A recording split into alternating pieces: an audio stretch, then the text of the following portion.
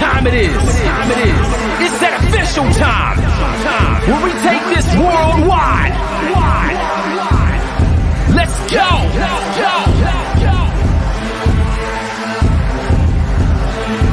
Listen.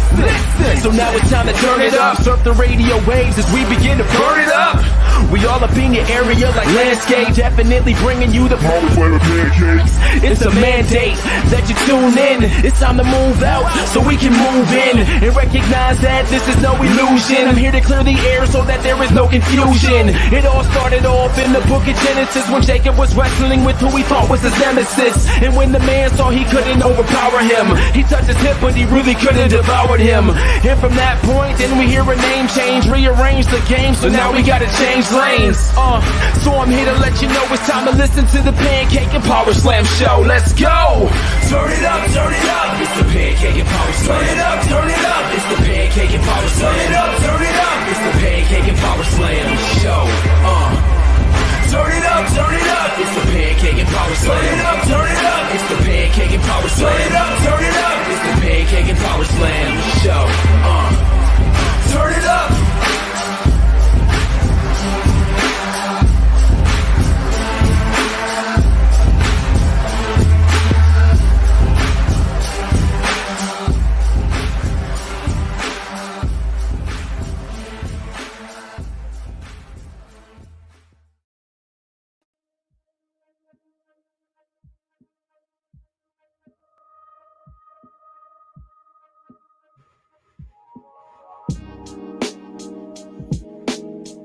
Yo.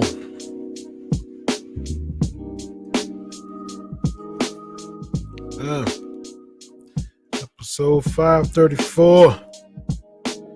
Giving you some more P and P. Another episode with the family. 33 plus 1. Chilling with the one. Dr. Chris. The son of Featherstone. Son of the one, Holy Ghost. Yeah, he is awesome. We up here bossing. Every other show. Because they can't go. Nah, I'm just playing. I ain't trying to be stingy. I ain't trying to be trendy. I'm just trying to be Mindy. Me, indie, wrestling. Besting everybody with the pancakes and the power slams. That's what we do. We do the jam with the fam, freestyling from the top of the dome. I'm Chris Featherstone, 534. We ain't going home. We here with the fam. We about to go, hey, and have some fun. At 534, 534, 534, 534.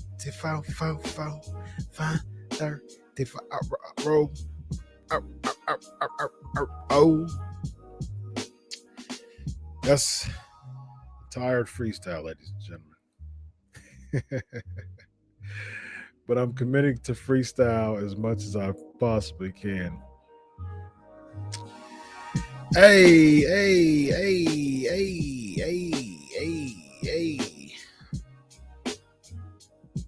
I'm tired, but we wildin', but we shining, we grillin'. Father's Day, P and P, family, Dr. C. That's what we do.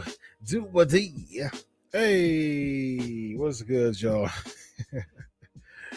We having a fun time as always, man. Fun time as always, ladies and gentlemen. I hope everyone is doing well and having a good time. Episode 534, Pancakes and Power Slam show, ladies and gentlemen. Let's do this and let's have some fun. Let's jump into these let's rock Angel and Roll, as Stephen would say. Eldon, yes. Elias's younger brother, even Ezekiel's older brother, younger brother, right? Yeah, first time interview. That's the first time interview. Zelina de la Renta. she is a sweetheart. She talks about how sassy she is and blunt and all that stuff. But I always one of the tests. I always give y'all exclusive stuff here on Pancakes and Power Stamps. People come in and out, and that's so cool. That's cool when they interview. But it's cool when people stay because you have the option to stay uh, in the queue from the software that I use after we go off the air. And sometimes it's just a thank you for bringing me on the show, which is cool. Thank you for bringing me on the show. And then people just leave, as I leave while we're off air. But some people just kind of hang out and wait till I get off air and just want to chat. Just we just get to chat and get to know each other. And that's what she did tonight. She stayed on, and we got to chat. And she's a cool person, just a really really nice sweetheart. And it's cool. It's cool to see people like that. It's just hungry and just nice and not haughty and just big headed. She has a lot to go, but she's already making leaps and bounds as far as her presence. I mean, she's definitely definitely someone who wouldn't have many problems or any problems at all passing the eye test. That's for sure. And I definitely think that's that presence and that's um, that ability to have that managerial type of dominance and aggression and presence. I think that will take her very far. She says she doesn't want to wrestle anymore. She wants to do more of a backstage presence, and that's what she wants to do. Cool. Ricky's always also asking, has Judgment Day. have gone to nothing? It definitely seems like they are. They're supposed to be better with Edge gone, right? Man, WWE is just so like, how in the world? Just imagine an episodic television show. I mean, that's what WWE is. WWE is an episodic television show. All right. So imagine an episodic television show, your favorite show. Back in the day, I used to love me some Full House and some Family Matters and you name it, Different Strokes, 227, Amen, episodic television. I used to love me some sitcoms.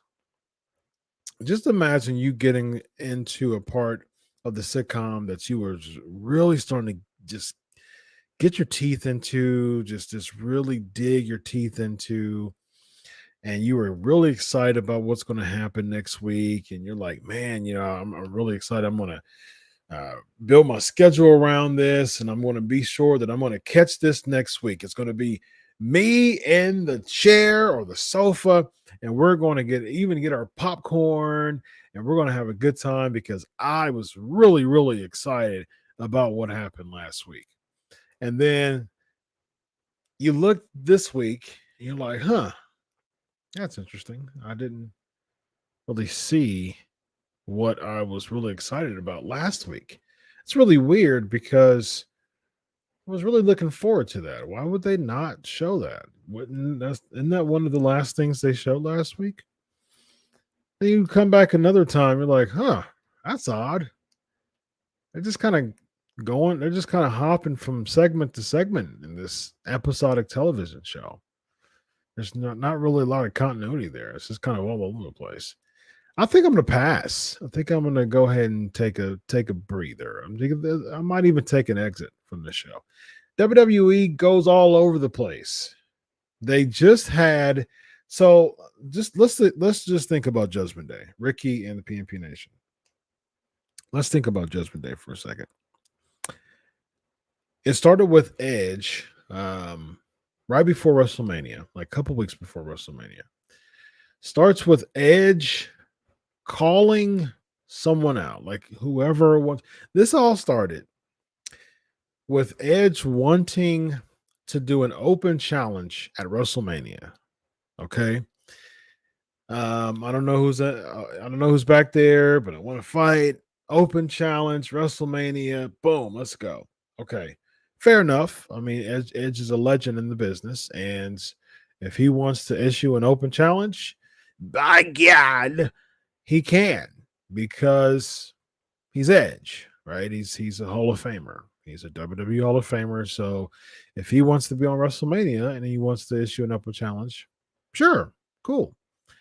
Who accepts the open challenge? AJ Styles. Okay, another legend in the business, shoe-in Hall of Famer, former world champion. Yeah, sure. That makes a lot of sense. Somehow that led to Edge getting upset about AJ Styles accepting his open challenge that he issued, and that turned into Edge realizing that catering to the fans wasn't a good idea, which leads into a heel turn and a concerto. And then Damian Priest comes around and he beats AJ Styles. Okay, I'm done with AJ. I issued an open challenge. AJ accepted. And then, boom, I beat him. But no, somehow he still has beef with AJ. And somehow Damian Priest is aligned with them now because he realized that catering to people was a. Wait a minute. But when did catering to people, what did that have to do with an open challenge at WrestleMania, beating the person who accepted the open challenge? Now we're some dark purple villainous duo. And then Rhea Ripley joins because she realized that she was catering to the people too much. And then this lead to them feeling like they were being underutilized and overlooked by the leader who brought them into the group. So they kicked him out and brought in someone who was been booked like crap for a long time, as if that's going to lift them up, and then they barely appear. What? Just super weird. Super weird, ladies and gentlemen. I think just to hype John Cena for next week. No, Chris. Actually, I don't think Vince's appearance had anything to do with John Cena. I highly doubt that Vince McMahon would have came out in the. Just think about this. They were in Nebraska, okay? Nebraska is central United States. They're going from, in 1 week's time, they're going from Nebraska to Laredo, Texas, okay? As a matter of fact, let me check and see the distance from University of Nebraska to Laredo, Texas, all right? University of Nebraska to Laredo, Texas. All right. That is a 15-hour and 43-minute drive, 1,057.9 miles. Okay. So Lincoln, Nebraska to Laredo, Texas is about a 15-hour and 43-ish minutes drive. I'm sure it's going to be longer than that because it won't be a straight shot. You'll probably be doing rest stops. So add another,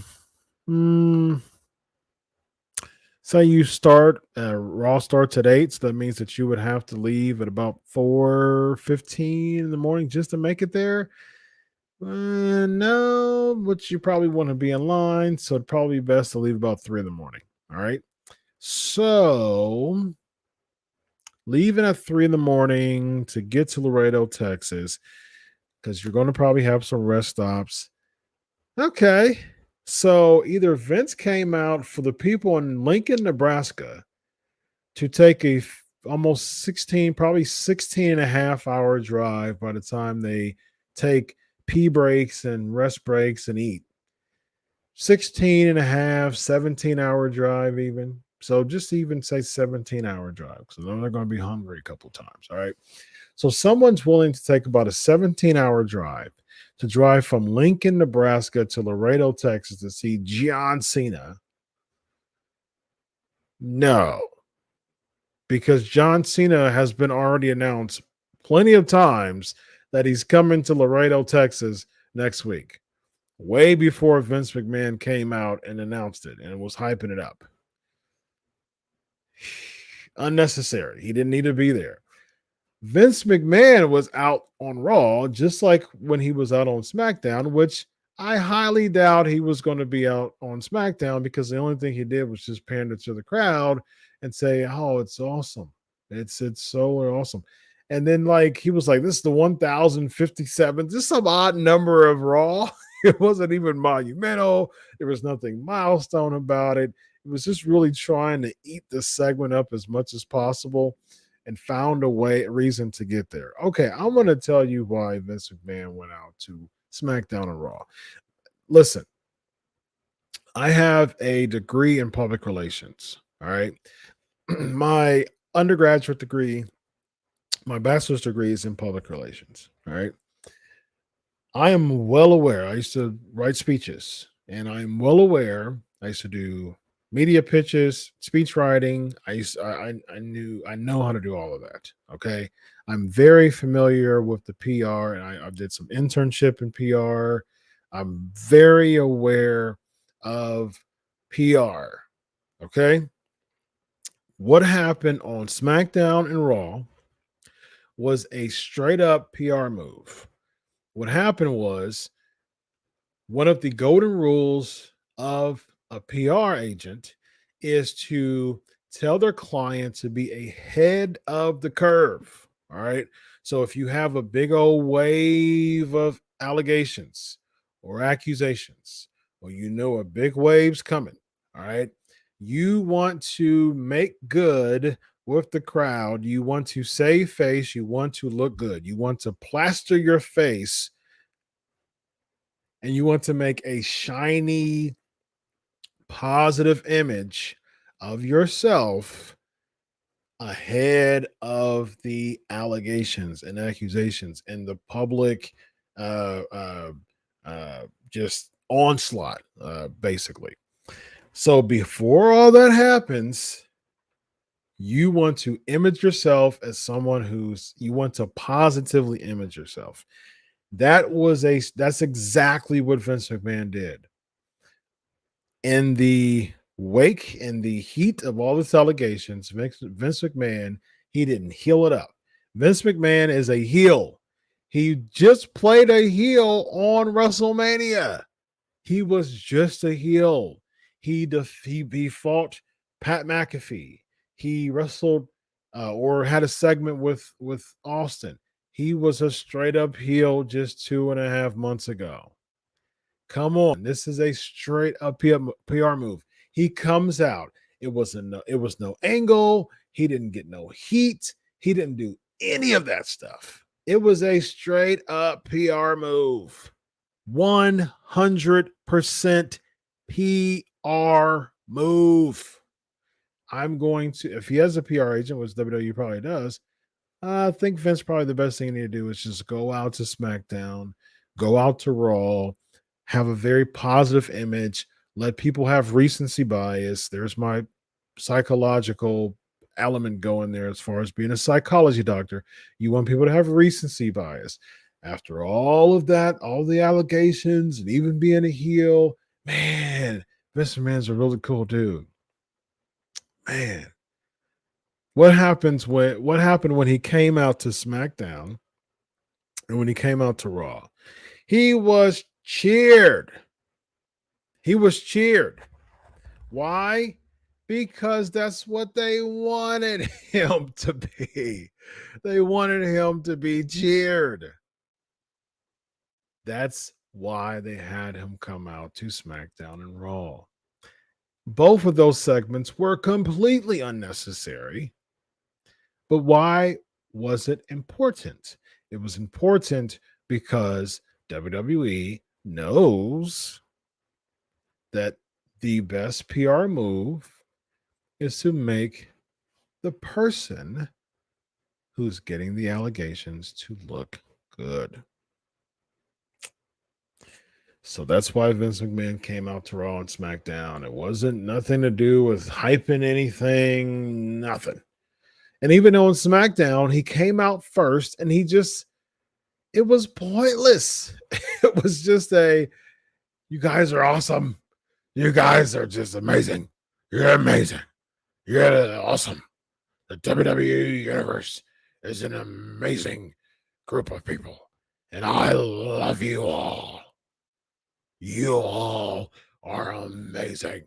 And if it wasn't for the WWE Universe, there would be no Vince McMahon.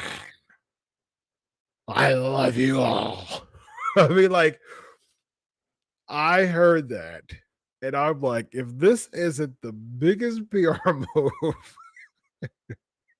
my degree needs to be destroyed if this is not the biggest PR move I've ever seen in my life. And then he makes a surprise appearance. Hey, that's smart. I've been doing this for over 40 years. I know that I'm going to get the surprise pop. I know that I'm in the heat of these allegations. I'm going to announce that I come on SmackDown because people are going to be like, I wonder what Mr. McMahon has to say. But is he going to talk about him? Is he going to say? But I'm going to boost the ratings and I'm going to show people that I'm going to flex because I'm Vince McMahon. Ultimately, though, it's a PR move because I'm just going to say nothing in the very beginning of the show and boost the ratings just because I want to create that image. And then on Raw, I'm going to get the mystery pop because people get mystery pops. They weren't expecting Vince McMahon to come. They get the unexpected pop. And he just said nothing in. John Cena, I love you all. Lincoln, Nebraska, University of Nebraska. I love the Big Ten. I love Nebraska. I love the Cornhuskers. I love Tom Osborne. He is one of the greatest college football coaches in the history of college football. I love the fact that you guys won the national championship in 1997. I love Tommy Frazier. I love Nebraska. It's just, I love the WWE Universe. I love you all. Oh, and John Cena's coming next week. Like that was essentially Vince McMahon coming out and doing his shtick because he wanted to look like a friendly, lovely, American-made man. I'm Vince, the American-made McMahon. There you go. That's why Vince McMahon came out to Raw and SmackDown, ladies and gentlemen. Ricky Reigns versus Lesnar again. Ugh, yes, I agree. The 7th pay-per-view they had main evented. I agree. So, of course, this wasn't original. This wasn't originally planned. What was originally planned was Randy Orton, and Randy Orton's injured, so they gave a little call to Brock Lesnar from Saskatchewan, and he came down and said, "Paul, say something stupid." Just made one of the main event. How the mighty have fallen, ladies and gentlemen. Ricky's 2-day mini holiday with family. Have fun, man. Have fun. Just talked about the whole Vince situation. Don't ring the sea rise in the building. I don't want to bring down a good mojo, but just wanted to ask if you can send a prayer for my grandma who just passed away. Like, oh man. Okay, so yeah. Prayers to you and your family for this really tough time. I'm sorry to hear that, Chris. Sorry to hear that. Just pray for peace and tranquility in this time. In nombre de Jesus. Amen. Thanks for coming on, man, despite all that. Thank you so much. Huge. It means a lot. So thank you. And let's have some fun, like I just said, because I love you all. I love the PNP Nation. You guys are amazing. If it wasn't for the PNP Nation, there would be no Dr. Chris Featherstone. I love Pancakes and Power Sam Show. I love YouTube. I love Facebook. I love Twitter and Twitch and TikTok and Snapchat and no, I don't love that. I love MySpace. I love it all. Ladies and gentlemen, there's your PR for the night, ladies and gentlemen. Thanks for coming through, C-Rye. Shoot me a message, man. Anytime you need me I will keep praying. Anytime you need me to pray, man, just shoot me a message, man, and I got you, my man. Alonzo's in the building. How would you book Austin Theory? It's not Austin Theory anymore, bro. It's Theory, bro. Although I still think that's a stupid name. It should be Austin Theory. Against Bobby last year in Money in the Bank, and then again at SummerSlam against Cena. Should he beat both of them to establish himself as a top WWE star? You know, it's interesting, Alonzo. I was thinking about this as far as Theory, okay? So people keep saying, Theory is the former John Cena of 2002, right? Not hustle, loyalty, respect, but John Cena. And I was thinking about this. I was thinking, okay, so do you really want to compare Theory to 2002 Ruthless Aggression John Cena? Let me tell you why you shouldn't do that. Before I tell you that, I think he's going to lose the title to Lashley at Money in the Bank, and then he's going to get upset, and then he's going to win a match, and then John Cena is going to come out and he's going to beat John Cena, which wouldn't make any sense. But I would be down if John Cena came out to 2002 matched semis and boots John Cena, Ruthless Aggression John Cena. I think that would be a pretty cool idea, actually. But here's the reason why comparing Theory to John Cena isn't necessarily a good idea, because the Ruthless Aggression in Kurt Angle's face, John Cena, almost got fired because that actually had a very short shelf life. That wasn't the John Cena that got over. That wasn't the John Cena that became a champion. If it wasn't for randomly freestyling and backstage and Stephanie McMahon hearing that, John Cena would be fire right now. The same John Cena who had the semi-trunks and boots, who had a little bit of a blip. He did the Ruthless Aggression deal with Kurt Angle. Undertaker put him over as far as just, you're good. You look good out there, kid. I'm paraphrasing what he's saying, what he said. Had a couple here's and there's, but that wasn't the John Cena that stayed. That wasn't John Cena that had a long shelf life. The hustle, loyalty, respect, freestyling, John Thug Life, actually, basic thugonomics. John Cena was the one that John Cena really catapulted him to be a main eventer, not the John Cena that looks like Theory.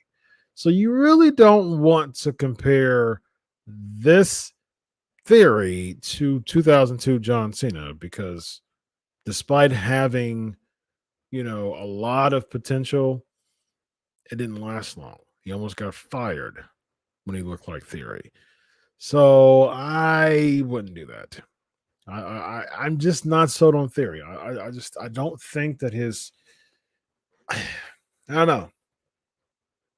On the main roster, he just still looks like a young punk. Like he doesn't ooze of a strong presence to me. Like it just doesn't. I just don't feel it with him. I just don't. Maybe because he was a lackey for so long. He was a lackey with Seth Rollins. He was a lackey with Johnny Gargano. He was the man in Evolve. You know, he did a fantastic job as a heel in Evolve. Super cocky. You know, he was pretty cool. But Evolve's you know, indie promotion, you know, it just it didn't have a strong presence to it. Like Evolve is, you know, there's a lot of bangers. There's a lot of awesome names that came out of Evolve, but Evolve was a small promotion. And so he was like a big personality in a small promotion. Now he's a big personality in a juggernaut promotion, and he doesn't stand out. There's a lot of other big personalities, like Seth Rollins. Like there's a lot of other big personalities in the big promotion, the big, you know, machine called the WWE. He doesn't stand out.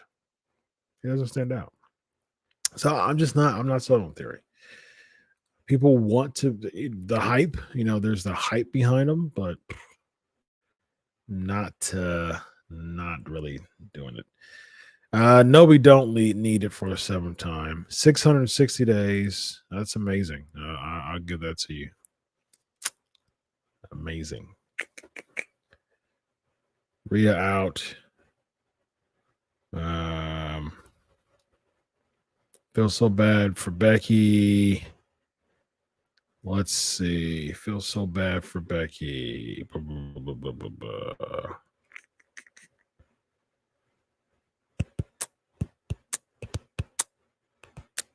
Let me see. Chris. Oh, here we go. I actually feel so bad for Becky. She's on the Money in the Bank poster, but she won't be in a pay-per-view now. You know how they are. They'll do like the second chance, you know, at the end. She'll be in there. They do the last chance, you know, and then she'll most likely win that at the end and be in it. There's still like 3 names left. Are you ready to see Reigns without the titles and others finally get their chance up besides Sam every week? No, I'm not actually. I think Roman Reigns is the greatest champion in this era, really. I mean, as far as the way that he's been booked, he's had the title longer than he's like reaching Hogan proportions as far as title length. There hasn't been a champion this long since the Hogan era, and he's had the title for almost 2 years. I mean, that's how you book a champion, and it's really unprecedented in this era that the WWE had so much faith and trust in Roman Reigns, and he's been killing it, man. He's been he feels big. He feels big. Why? Because they don't book him to lose. He's the champion. You don't see him every week. He doesn't get oversaturated. He doesn't just, you know, when AJ Styles was champion, he would wrestle in the top of the hour segments. Like he'd wrestle in the middle of the show. Like he would look like a mid-carder. When he was champion before, when he was champion on SmackDown, he looked like a mid-carder. There was nothing about AJ Styles that looked different than anybody else. He just had a title. He didn't look different. Roman Reigns he's being booked as being different. He's not in the show with everybody else. He either comes out in the front and cuts a promo or comes out at the end. He really wrestles on SmackDown. That's the type of champions you need. That's what old school champions feel like. They feel better than everybody else. They're booked as being champ because they're booked to look better, and everybody else, they look like the top of the heap, the top of the chain. That's how you book a champion. That's what Roman Reigns looked like. That's what he looks like, and I love it. I think it's fantastic. I think this is a great opportunity to build a baby face As someone who's had the title for nearly 2 years, you build a babyface to be the one who dethroned him, and you let that babyface be the babyface of the future. That's what you do. I think Drew McIntyre has a ton of potential. If it was up to me, I'm still sticking with it. Drew McIntyre should be the one who dethrones Roman Reigns at Clash of the Castle. Why? Because it's good publicity. It's good strategy. It's good marketing. Drew McIntyre's in the pay-per-view in the UK. He's from the UK. He's from Scotland. And a UK guy headlining a UK pay-per-view. He's going to get the UK fans. They're going to blow the roof off if he's the one to dethrone Roman Reigns. Boom. That creates a moment that will live in pro wrestling, the corridors of history, the annals of history. That moment will live forever if Drew McIntyre beats Roman Reigns, because that is a highlight reel that every single time they go to the UK, they can play that reel instead of going back to the well of 30 years ago and playing SummerSlam 1992 from Wembley Stadium of British Bulldog defeating Bret Hart. Although I think that's one of the greatest SummerSlam matches and main events in pro wrestling history. I think it's amazing, and I can watch that highlight reel over and over and over again. That's the reel that you're giving to us, and that's 30 years old now. Now it's time to update your highlight reel when it comes to England instead of giving us something from 30 years ago. So now you give us Drew McIntyre beating Roman Reigns, which will also create a reel that's going to live for a long time. It's smart business. That's why you have Drew McIntyre defeat Roman Reigns. Even if it leads to a cash in the next night, so be it. I don't think you do that because I think you need to build a baby face, but Drew needs to be the one who dethrones Roman Reigns at Clash. It's good business. It's good business, if you will. Chris says the Judgment Day and the 24/7 segment was on the main event. They showed it on Facebook. The Dana Brooke losing their time. Who did she lose it to? No one gets really excited about Raw anymore. SmackDown, maybe. NXT, not really. NXT UK, I get excited about. Enjoy Elias. I'm glad you enjoy NXT UK. You're from the UK, so it makes sense that you enjoy NXT UK. Good for you, man. But I agree. Raw sucks. SmackDown has its ups and downs, but it's stronger than Raw. Definitely stronger than Raw. NXT, I say it all the time. Not a big fan. I can see this happening because Riddle is supposed to face Rollins at SummerSlam. Yes, indeed. Yes, indeed, baby. Yes, indeed. The Nebraska crowd was horrible. Yeah, we love you, Vince. We don't care about any allegations. We love you, Vince. Yes. And I saw the video of him getting out the other angle of him going, because of course they cut it. They want to make this a man look like an idol. But man, I mean, even getting into the ring, getting out the ring, I'm like, dude, are you drunk? Like he looks so frail, man. He just looks like he's about to keel over anytime. And it's sad. I mean, but hey. I mean, I was having a conversation with my good friends, I was just like, hey, we're getting up there. All of our, favorites from the 80s are in their 60s and 70s now. And time only tell. I mean, Dave Hebner died. Tim White died. My favorite wrestler, my all-time favorite wrestler, is 63 years old. Theoretically, as far as average lifespan, he's got a good 15 to go. That's a long time, actually. But he's living his best life. I mean, kudos to Sting, man. He's like, look, either I'm gonna sit home and do nothing, or I'm gonna still carry my legacy in a good way. I appreciate Sting. I'm not a big fan of AEW. It has its moments, but I appreciate they're using Sting to feel not like everybody else. He's an absolute legend, and he should be booked as one. So I appreciate that. Unfortunately, when Sting came back at Rampage, I was like, like he'd come back to Rampage, that's kind of lackluster. So, yeah. PR, public relations. What should Sasha Banks next move be? I read that someone told her not to go to AEW. I can see her going into acting in movies. She was just in The Mandalorian, so definitely think I can definitely see an acting career with her. AEW just I wouldn't do it.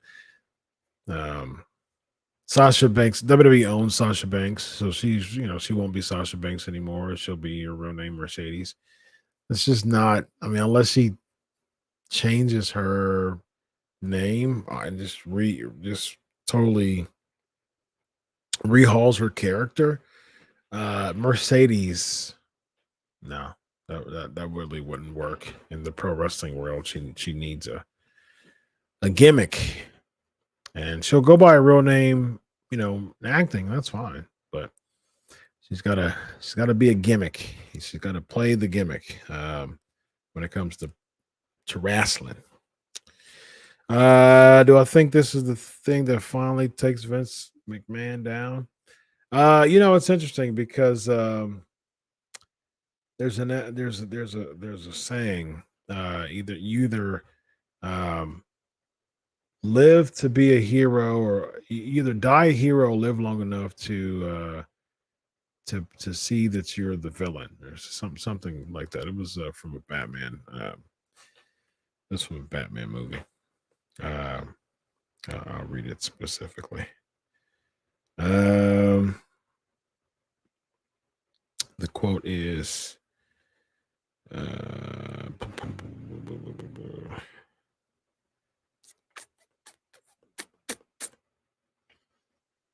let's see. You either die a hero or live long enough to see yourself become the villain. Yeah. It's from Dark Knight. So, I mean, look, he seemed like he was Teflon. It seemed like he was impenetrable. Scandals, steroid scandals, all types of scandals with this thing, that thing, and, steroids, drugs, all of those scandals. Got past it, but hey, moral failure is the son of a gun, man. And this could be the case as far as him stepping. Justin, thank you, man. Appreciate you. Thank you so much. Love your podcast. Thank you so much, man. All right, Lexi's in the building. Do I believe it was an inside coup attempt? If so, who do you think would stand to gain the most by ousting VKM and John L. People Power? So I don't think it was an inside attempt. So say, for instance, let's just throw some theories out there. If it was Steph left, so it wouldn't have been a Steph thing, unless he left and knew that there was going to be an onslaught of investigations, and then she comes back and assumes the CEO role. Hey, you never know. Anything's possible, but I don't see that happening. So I don't see Steph there. Could Triple H be the one who kind of stirred it up with some the board, seeing some emails or whatever it is?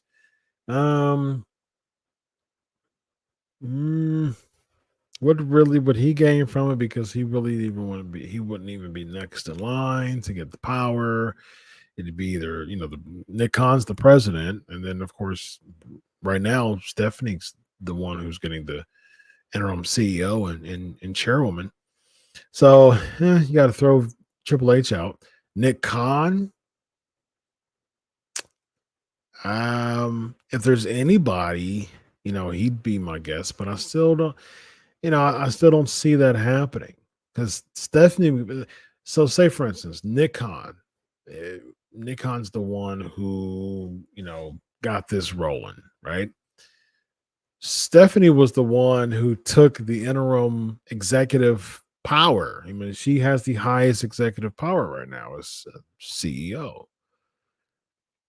And technically, she could fire Vince because she has the highest power right now. So if there's any time for her, if there's a plot by Stephanie, so to speak, if there's any time for her to pull that plug on Vince McMahon as far as his power in the WWE, now would be the case because technically right now she has the highest executive power. So, but that wouldn't be the case. As far as I don't know if there's any animosity that she ever had with Johnny Laurinaitis. But he's fired. He's gone now. So there you go. Johnny Ace is gone. Is Vince next? We shall see. That's a good McMahon. That's a good McMahon interpretation. I think you meant to say impersonation, but it's okay because I love impersonations. I love interpretations, and I love the PNP Nation. And I love impressions. I love it all. You would have them beat them both. It makes them. No, it doesn't. No, it doesn't. No, it doesn't. No, it doesn't. No, it doesn't. Nope. I've been watching wrestling for too long to realize nowadays beating anybody in the WWE does not make you the future. It does not make. It's way beyond this. It needs to be a story. You need to look good. You need to have an impressive character. Beating people nowadays means nothing. Bray Wyatt beat John Cena at WrestleMania, and he's no longer with the company. He got fired. So beating John Cena doesn't mean anything. I mean, so what? I beat John Cena. Just nowadays, like before in old school wrestling, that would mean something if you were beating people. But no. And don't sacrifice Bobby Lashley. Don't sacrifice your baby faces to make Theory look good. And he's got a lot of work to do. Like Cody Rhodes is your top baby face and he's gone. So no, that wouldn't make any sense. Doesn't make any sense. Just beating him, just beating people nowadays doesn't mean anything. Danny's in the building. Dr. Featherstone is greater than the Doctor of Economics. Yeah, word life. Do I think do I think they should separate the belts again? I do. I think they should. It doesn't make sense. Why do you, if you're combining Raw and SmackDown and you got one champ for two brands who isn't there? Now, I'm not opposed to Roman Reigns not being there every week. I'm not opposed to that because Hogan used to do it all the time. Like world champions used to do that all the time and not be there every week. I'm not opposed to that actually. What I am opposed to is the fact that you just don't have anything going on. Like Money in the Bank is not even going to be headlined with a championship match. Which, like I said before, I've had this conversation before. I think this gives an opportunity for people like Theory and Lashley, beating Theory, him, while Roman Reigns is gone, him being the one who's leading the Raw pack, Gunther being the one who's leading SmackDown. Gunther as Intercontinental Champion automatically boosted the title by 53 points. I mean, he looks like a champion. He looks amazing. His transformation was amazing. Gunther looks like an absolute star. And Ludwig Kaiser saying Der Ringer General Gunther. I mean, amazing. That is old school wrestling to its core. You have a heel character who is a foreign villain who has a manager who speaks that language, who makes the person look like $1 million because they're not talking so much. And when they do talk, it means something because we don't hear you talking all the time. So that's how you build a villain. It works every time. It is a tried and true method. It is a tried and true effective method in the world of professional wrestling. But for some reason, we're doing flips and monkey flips and Canadian destroyers and super kicks, and somehow we think that that's going to cause and rally up the fans. It's going to rally up the fans because I love the fans. I love Canadian destroyers. I love super kicks. Tina loves the talent in AEW mostly, but good golly, their shows looks like a spazzy squirrel booked it. Really good explanation. Very good. What do you think they need to do to get it on track? Tina, they do have a spazzy squirrel that books it. His name's Tony Khan. He even looks like a spazzy squirrel when he gets the microphone. He says, "Oh man, I love you all. I love you all.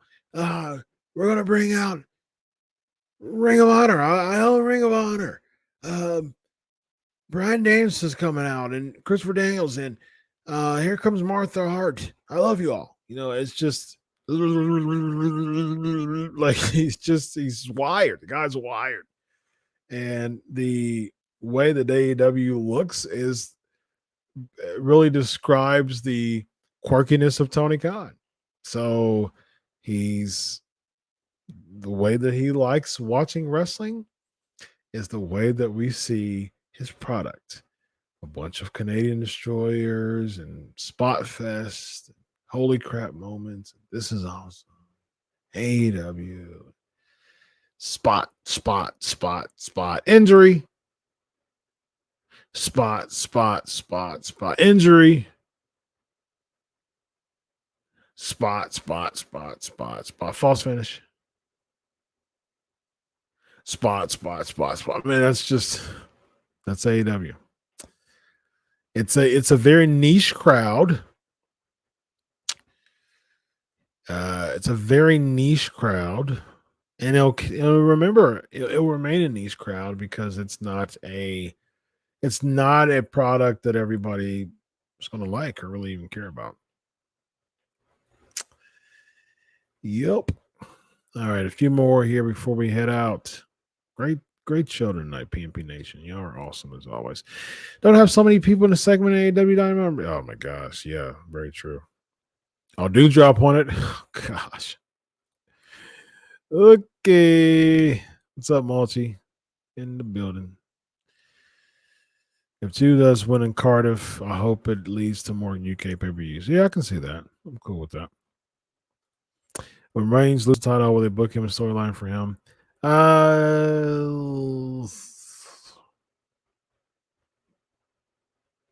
don't know. It might be something more dealing with the bloodline. Those maybe turn face or something like that. And he feuds with both of them as singles or something like that. There's just so many. There's nobody who can touch Roman Reigns who's active in the roster. So everybody, whoever feuds with Roman Reigns next, I mean, what babyface is there that would feud with with Roman Reigns on SmackDown. That actually makes sense. That's why you got to build stars. Flair gets ready for his final match at 873. McMahon. Woo! All right. Reigns versus Lesnar, Rollins versus Riddle. What a poor card for SummerSlam. At least Cena Mysterio is big, and I'm guessing Edge versus Balor's dream right there. Cena Mysterio is not big. There's nothing really big about that, honestly. Yeah, not really big into this. Not big. Not big. From the outside looking in, people don't give a hoot about Theory. They know who John Cena is. They know who John Cena is. But they have no clue who Theory is. So that's not big.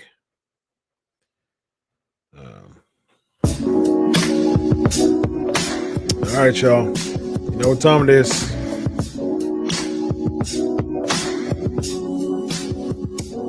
It's time to go. Yeah, it's time to go. It's time to go.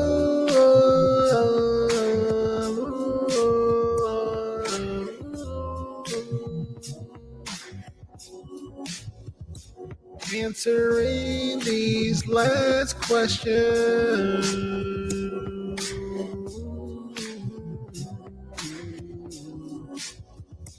No, there's a board of directors. That's why he's under investigation. Just because you're older doesn't mean you have big power, the most power. The CEO and the president has the power, and the stockholders and the board of directors.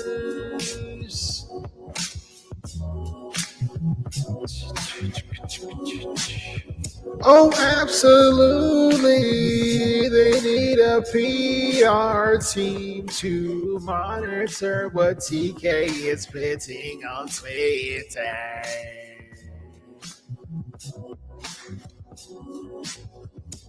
What's up, Michael? I'm cool with Triple H and Paul Heyman running the books as matchmakers.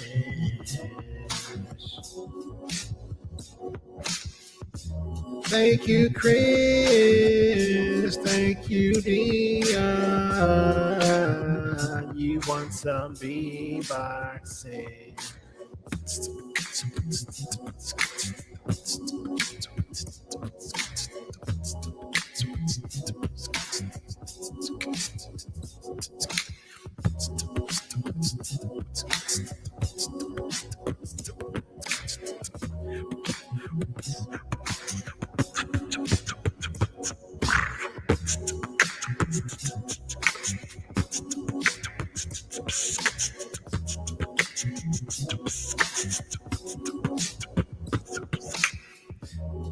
There you go, there's some beatboxing.